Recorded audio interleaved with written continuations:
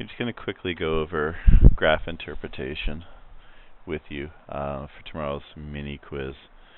So when we're looking at our data in terms of our graphs, the big thing we're looking at when we look at these two things is actually just looking at what we call trends in data. So in terms of trends, we're just looking at what we would say is the overall direction.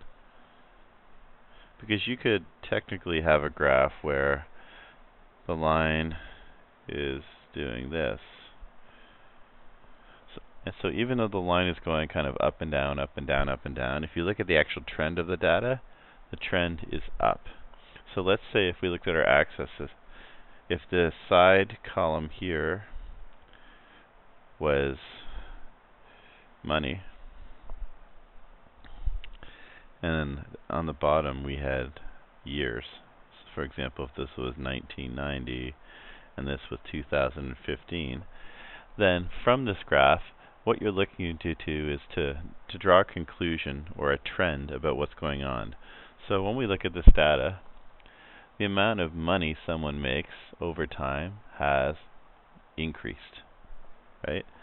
So the first kind of general thing that we can say is that income or money has increased over time.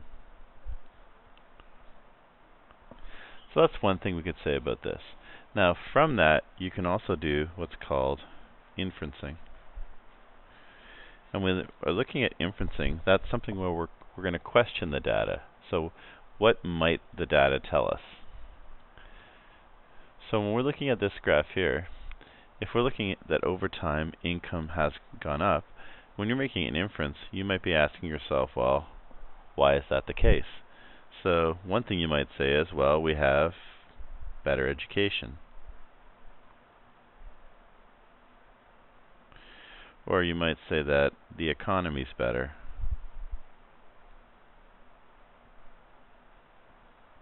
Now, it doesn't mean that these two things are true, but they're just good or educated explanations as to why you think this might be happening. If you were to say that, well, maybe everyone in Canada all won the lottery every year and that's why the money keeps going up, that wouldn't really be a logical conclusion to make.